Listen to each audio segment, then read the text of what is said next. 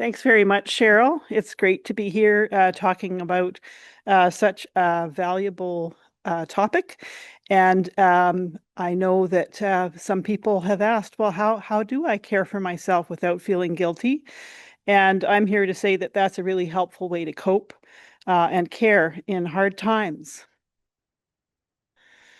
In this presentation, I'm going to be talking with you about stress, distress, and soothing, compassion and self-compassion, what they are and why they matter, empathy and self-pity, and how these are different from self-compassion, why self-compassion can help with motivation, and how to cultivate and practice self-compassion for yourself and practice compassion for yourself as well as for another. So first, I'd like to have a poll to see who is in the audience. So if you'd please respond to the first poll.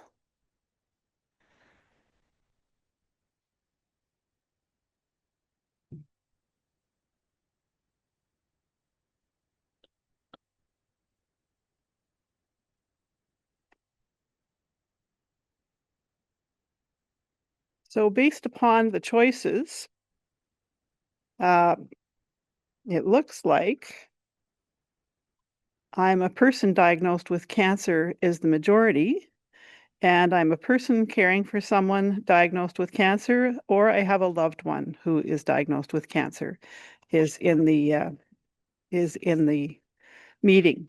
Thank you for responding. That really helps me. So the first thing I would like to say is that humans and water lilies have this in common. Both grow in the muck. Life is messy, and yet out of this rises beautiful things. And that is an important thing to hang on to when dealing with hard times. Stress is a normal part of life. It helps us grow and adapt to change. I've shown some pictures here of different kinds of stressful moments that may remind you of some times in your life. How we attend to stress really can make a difference. Flexibility is key because stress calls upon us to respond differently, to lift ourselves up to new heights or move in different directions when change calls for that. Our nervous system is always monitoring. It's on guard to respond if stress is detected to be overwhelming and becomes a threat. Our nervous system's role is to help us survive. So we have this built-in negative bias that's a part of our evolutionary inheritance. Early humans who could detect threats in their environment and respond quickly enough survived. And that's because we have brains. We have brains that helped us because we didn't have claws, we didn't have thick hides or big fangs or powerful muscles. And over the eons, a few protective responses became ingrained as really vital: fight, flight, and freeze. These are biologically wired in responses in our nervous system that are outside of our conscious control. The new reality today, however, is that it's not that line in the grass anymore that we have to watch out for. It's really quite often stressors that are leading to a sense of threat are arising within ourselves as emotional distress, worry, uncertainty, self-doubt, self-criticism, guilt, and shame. And of course, when facing cancer, there are physical stresses as well. But in the times when we're not dealing with those, it's the thinking and the worry that can affect us and activate our protective nervous system. Our body holds this distress and it signals our nervous system, which still responds the same way, trying to protect us through its built-in responses of fight, flight, or freeze. So while the response is automatic, once we notice, we can actually act to settle ourselves down. So now I'd appreciate if you'd respond to the second poll. What is your most frequent stress response? Which is the one that you find coming up the most often for you? The choices are feel like fighting, feel like fleeing, or feel like freezing up.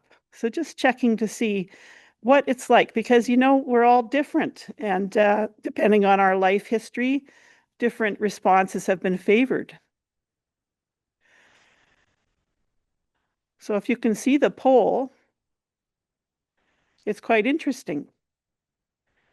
So feel like fighting is the first one, feel like fleeing the second one, and feel like freezing up the third one. And fighting is the highest one, but the others aren't that far behind. Thanks for responding. It's really interesting to compare one another to see what that's like.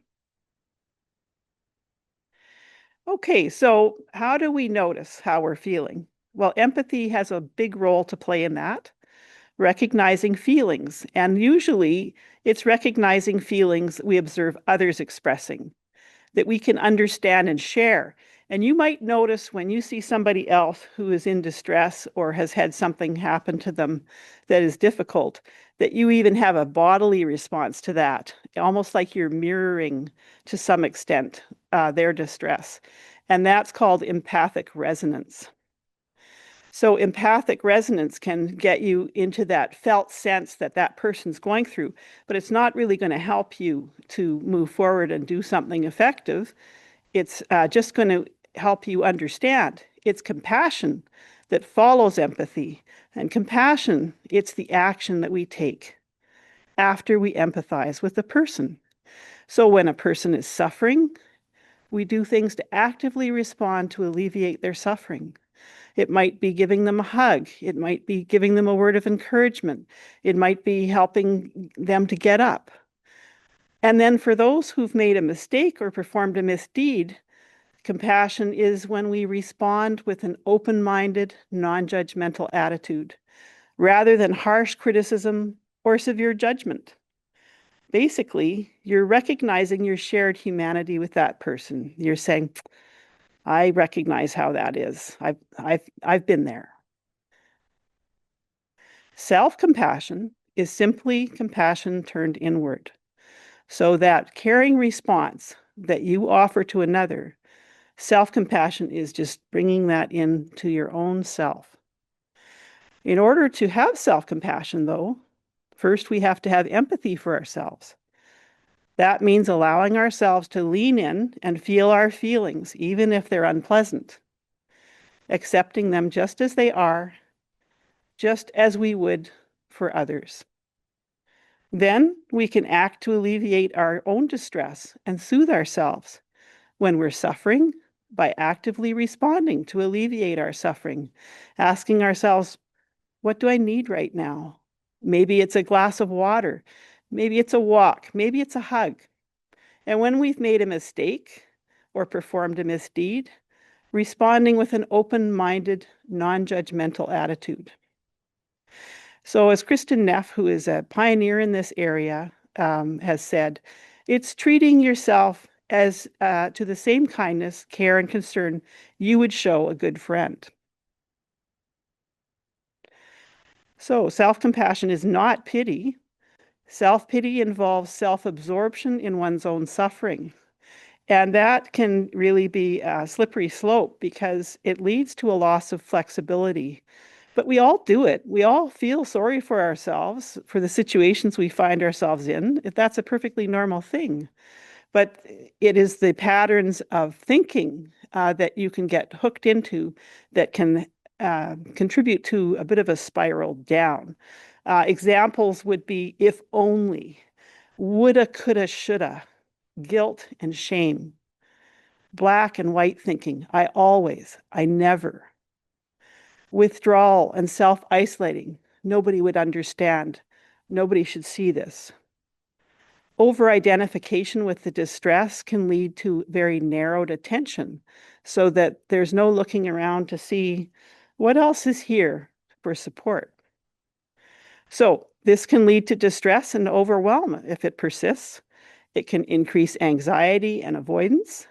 It can monopolize attention, and it interferes with our ability to process information and solve problems, creating a vicious cycle and activating the nervous system, which goes into its protective responses.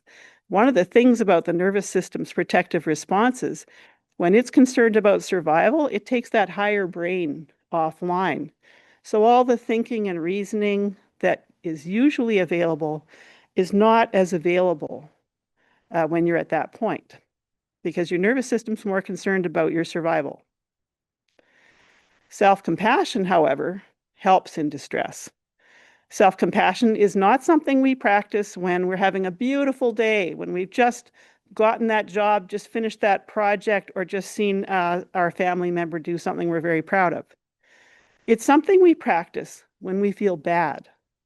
It does not fix or stop the suffering. Rather, it gives us a way to stay with ourselves supportively in the face of adversity, like a good friend. So how does self-compassion help?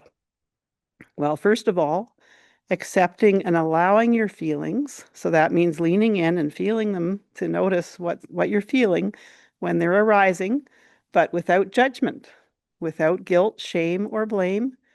That keeps you in the present moment.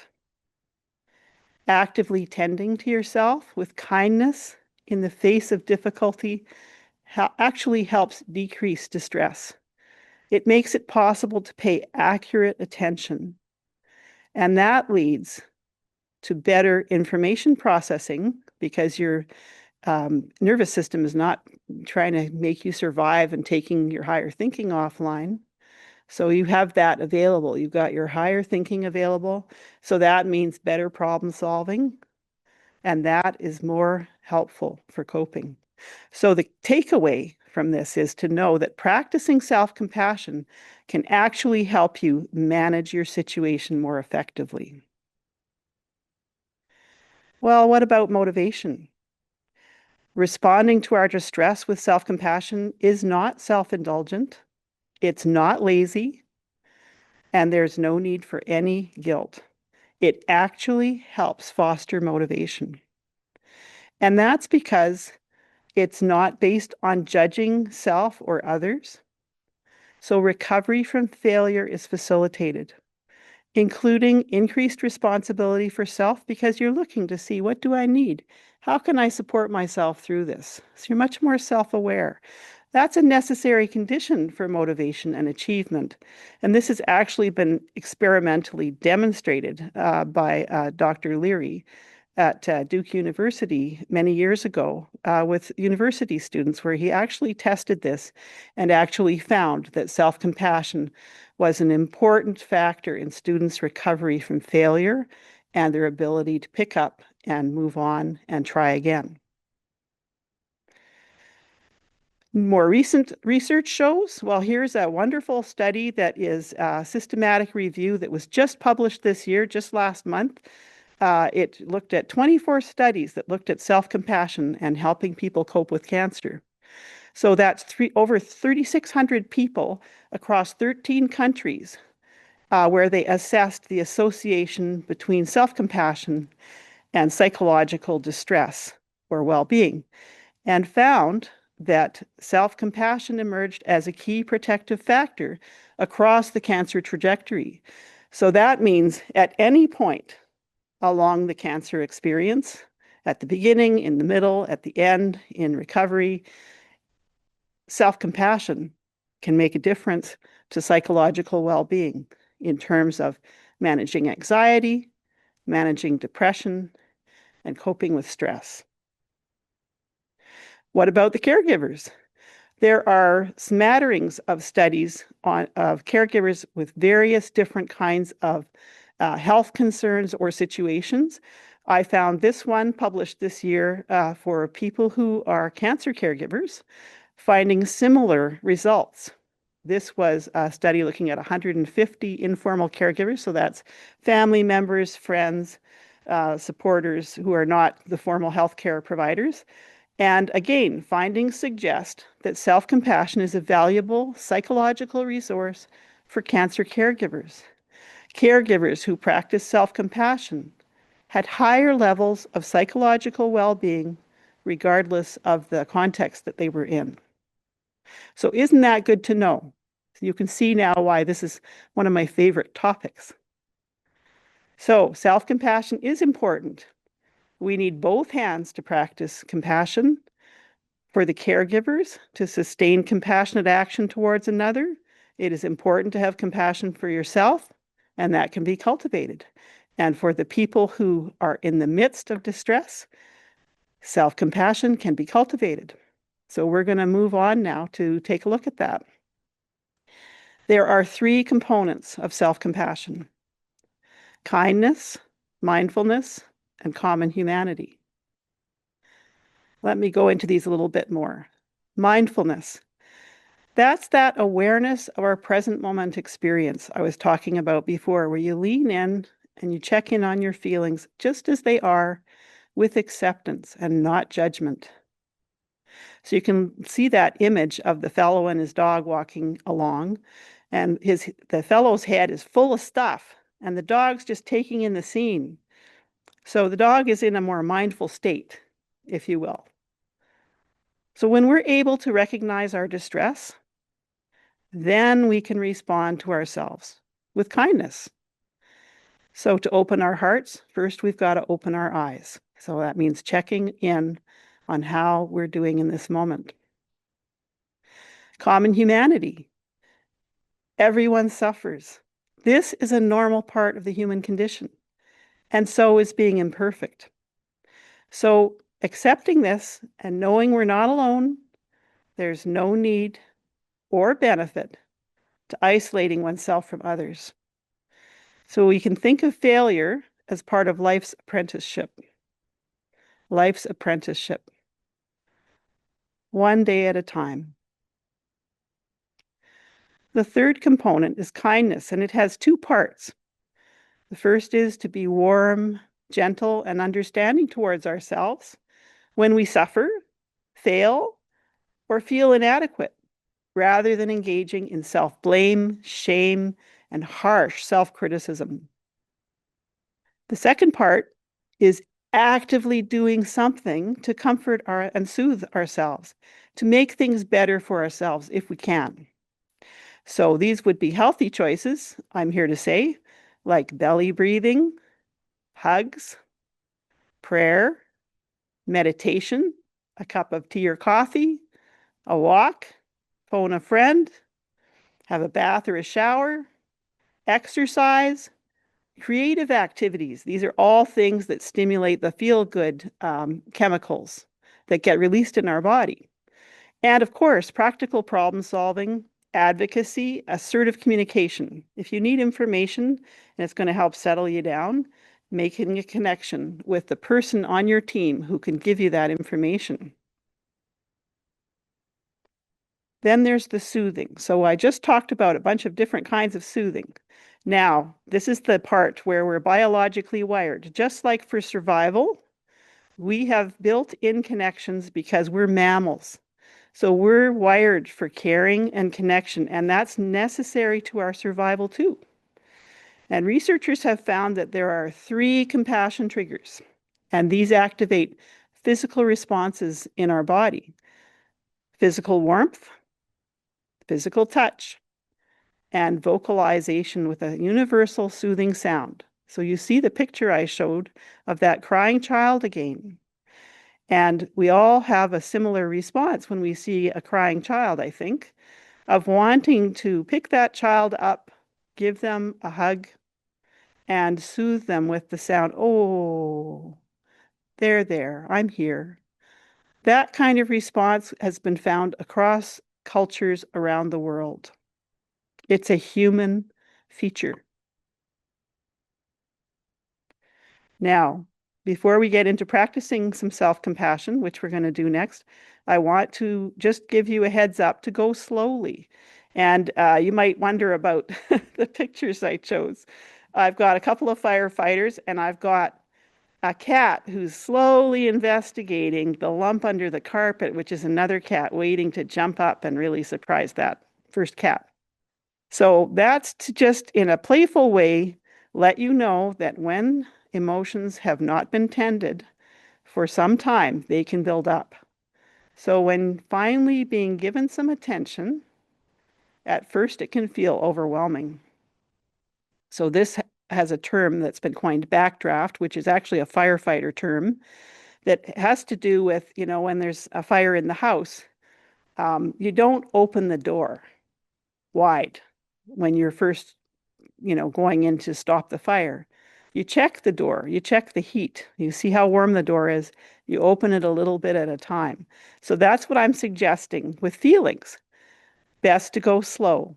Lean in to feel those feelings a little at a time, allowing yourself to feel some of the discomfort. And then when it feels like that discomfort is rising too much, then take a break and revisit the feelings later. And if you have this happen, I want you to know it's actually a good sign if neglected emotions are finally getting the needed attention. Intensity is going to dissipate over time with practice. So when you need to take a break, there are some strategies you can use. One is when you have that big feeling coming up and you're noticing, oh, what is this? Is to name the feeling. That's actually a mindful act where you actually have to stop in the moment and notice, what is this that I'm feeling? And that can actually give a little bit of separation between you and the feeling, and it is calming. Another thing you can do is compassionate distraction. So some of the soothing activities we talked about before, where you just take a break and you do something to soothe yourself.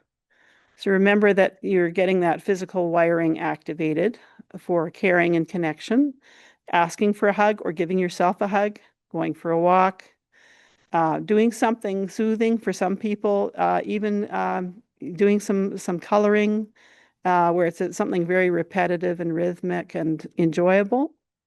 And then the third one is soles of the feet. So soles of the feet is a practice you can use in the moment that's also really good for managing anxiety and panic attacks. I'm going to be sharing Kristen Neff's website later on, and she actually has a guided practice for soles of the feet that you can play directly off the website.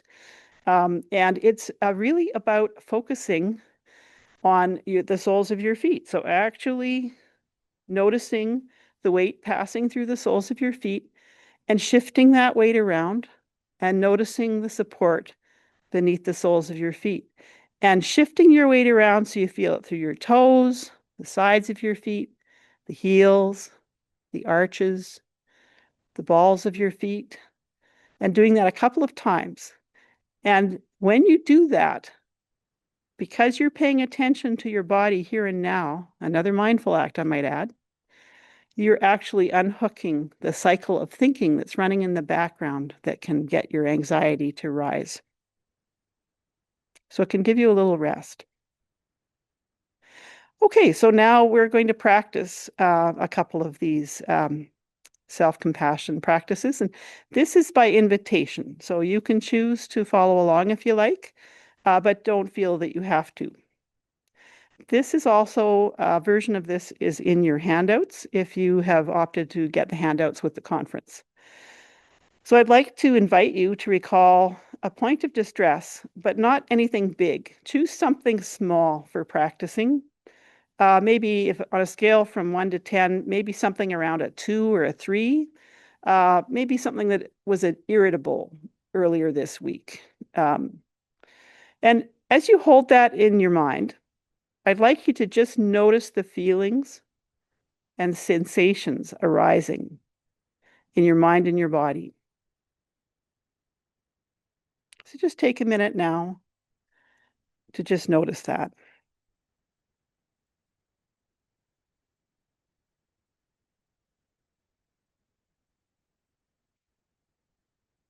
So you might notice, something happening with your muscles or your breathing. You might notice some thoughts.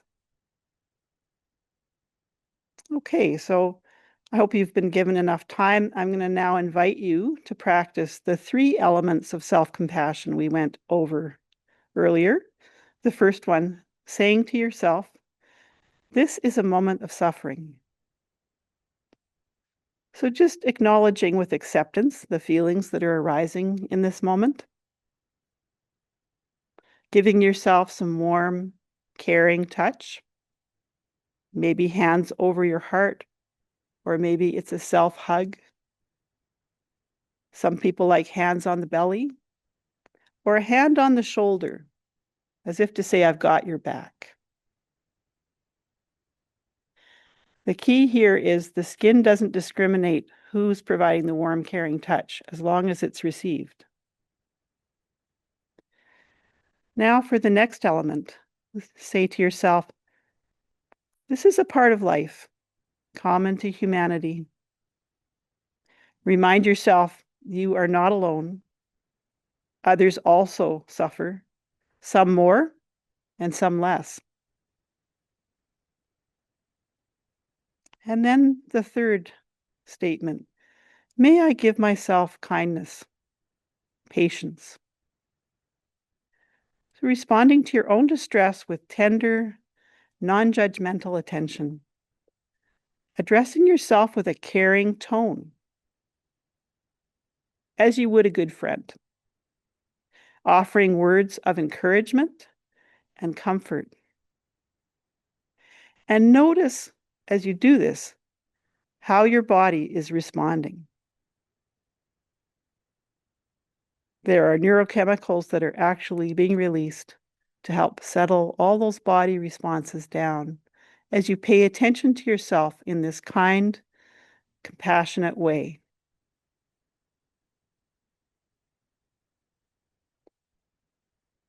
Okay, so now just sort of letting yourself have a little bit of movement, if that was something that was requiring you to pay attention in a particular way, and just noticing how you're supporting your body, because we're going to move on to another practice. So this practice is self-compassion when caring for others.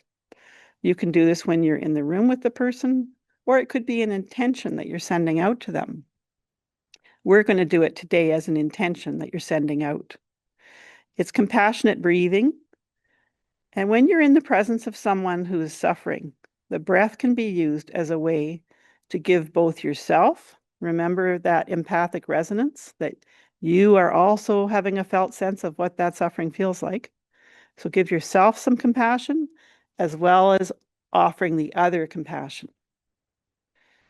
So we're going to try it now, and I'd like to invite you to call to mind someone you know who's having some difficulty. Again, maybe a small difficulty, not a huge difficulty, just so that you can practice this and get comfortable with it. First, I invite you to ground yourself by noticing the points of support beneath your feet and the floor, and between your body and the furniture that you're sitting on. Now, as you breathe, imagine on the in-breath that you are breathing in compassion for yourself. It might have a color, it might have an energy, whatever your imagination offers you. As you inhale, you are breathing in compassion and filling yourself with it. And then on the exhale, you are sending compassion out to the other person. Try that again. Breathing in compassion for yourself. And on the exhale, sending out compassion for the other person. Again, you could use a color, you could use an energy, whatever your imagination offers you to help you to send this intention out. Now, you can modify this to what you need. Sometimes, if you're really feeling drained or you didn't sleep well, you might need more than one breath for yourself before you offer anything to another person. So you might breathe in 2 or 3 breaths. And each time, filling yourself with compassion, sending the breath where it needs to go in your body to attend to what you need and respond to yourself compassionately. And then on the 3rd or 4th breath, then it might be, and now I'm sending compassion out to you. And what's so nice about this practice is you always have your breath with you. And in the wisdom of the body, the breath is all about receiving and letting go, clearing space to receive again. And that can be a really good reminder of what we need to do to take care of ourselves. Finally, self-compassion is prudent. So I've brought up a picture I took of an airline safety pamphlet. You'll all recognize this one. It's what airlines instruct caregivers to do. So before you try and help someone else, make sure you look after yourself so you're going to be able to be effective helper and not be needing help yourself. This is important to remember in all kinds of spheres of our lives, and especially when you're caring for yourself or caring for another going through cancer. So just to review, when we're cultivating self-compassion, engaging yourself in the three core practices: mindfulness, so paying attention in the present moment, leaning in to notice what are the feelings, what are the thoughts, common humanity, I'm not alone, I'm part of a big human club.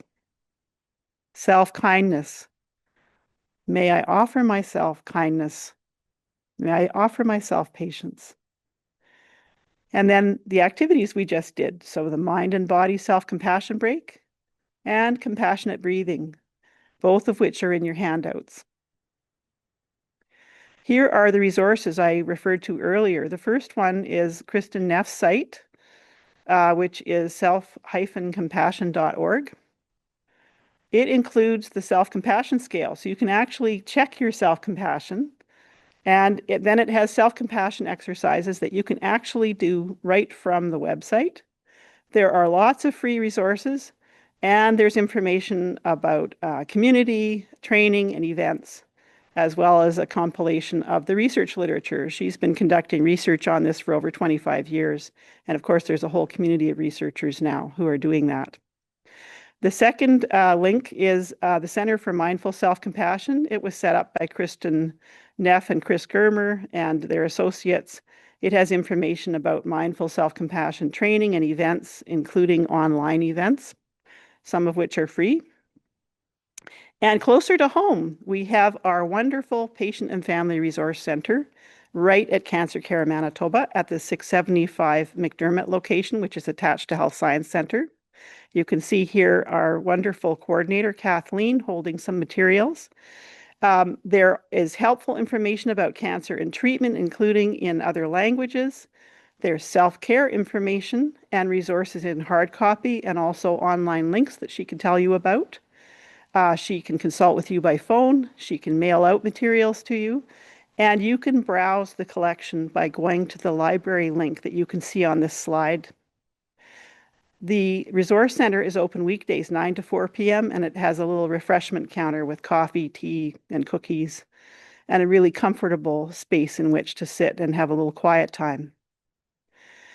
I went on to the link and browsed the collection, putting in the search self-compassion, and 4 wonderful books came up. You'll see Self-Compassion, the one on the right, the upper right, that's Kristen Neff's book.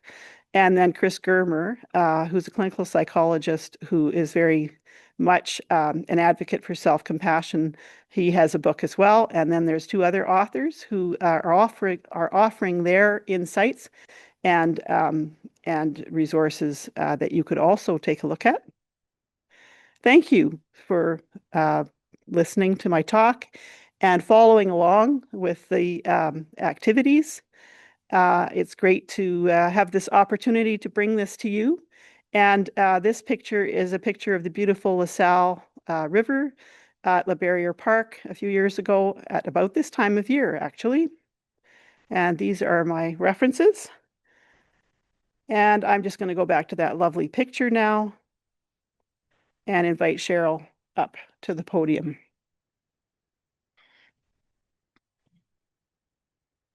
Wow. Thank you so much, Miriam, for I can't even we've been working together for so many years, and every time I have the opportunity to myself walk through a self-compassion exercise led by Miriam, it's just such a treat. Mm. So thank you so much. And as expected, we have a busy chat feed. So are you ready, Miriam? Yes. To yes, walk through some of these questions. So it looks like some clarification on the websites. Can I? Okay, can we maybe display the two NEF websites, or can you refer to them? They are in the handout.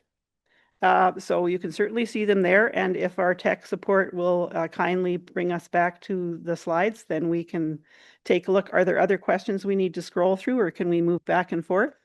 Yeah, maybe what we'll do is we'll keep going as they find the slide with, Okay. yeah, looks like some interest in the four books as well. I'm imagining people taking out a pen to scribble down those titles. Now, these titles, if you just put down the link for the Patient and Family Resource Center's library, you'll be able to scroll and look at these as well as other important topics to you with great ease from home.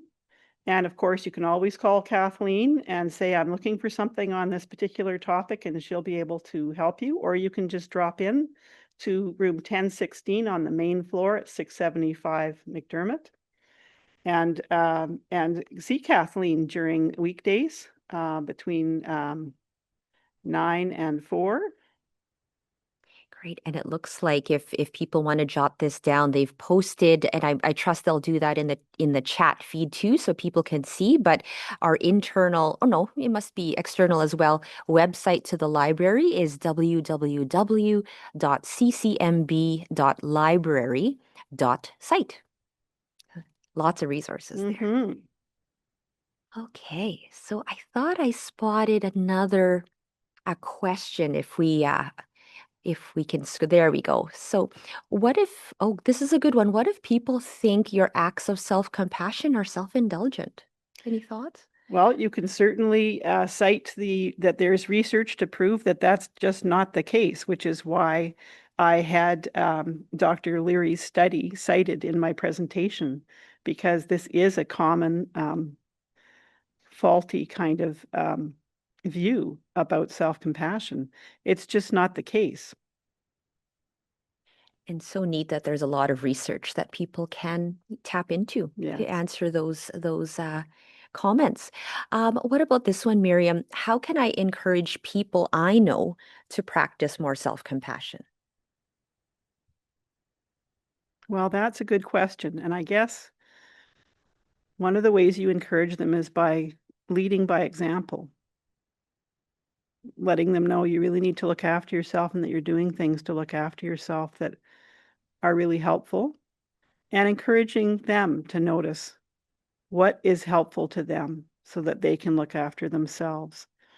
And the link between self-care and being able to be an effective caregiver is really important. If you don't refill your own well, there's going to reach a point where you don't have anything to draw from in your well to offer to anybody else. Absolutely. Another question here, Miriam. As a cancer survivor, is it normal to feel guilty when I think of people who did not? Is that question people who did not survive? It looks like it. Yeah. So my suggestion is that you offer yourself compassion because you have moved through something really difficult where there was great risk, and you know people who didn't make it that you're grieving and needing to respond to yourself with care. And beyond that, I would say yes, it is normal to feel that way, but that does not mean there's anything wrong with you. It just means that's a signal when you lean into that feeling that you need to do something to care for yourself, to support yourself in being the one who is continuing to move through your life one day at a time. I think we have time for one other question. And this is one that I actually am recalling when a client had come in to see me who commented on having trouble focusing Mm-hmm. during self-compassion exercises. Is that something that how would you address that concern, not being able to focus? I would say that you respond with compassion to yourself because that's normal. When you are working to practice mindfulness, being in the present moment, there's all kinds of things that are going to pull at you. Mm, You know, well, you've got to do this tomorrow, and what about this to-do list, and what about what happened yesterday? And each time that you notice, oh, I'm not paying attention to the present moment, you're actually right back there noticing the present moment, and you should congratulate yourself. And this takes practice, but even monks who've been practicing meditation for 40 years have days where they've got what's called monkey mind, where the mind is mm. hopping all over the place. So you're in very good company, and that's an issue of common humanity. Oh, absolutely way to describe that very common phenomenon, Mhm. Miriam. Such a we can never squeeze, enough wisdom. You've only got 40 minutes. You've walked us through actual practices, Miriam. Thank you. Thank you on behalf of the team here, the patients and families online for giving us this opportunity to reflect on such an important topic of self-compassion. Thank you for having me. It certainly is important, and I hope everyone will take some time to take advantage of these pearls of wisdom that I got from somewhere that I am passing along to you for you to use. And you may also notice that there's things you're already doing that I have been mentioning, and congratulate yourself for those things too.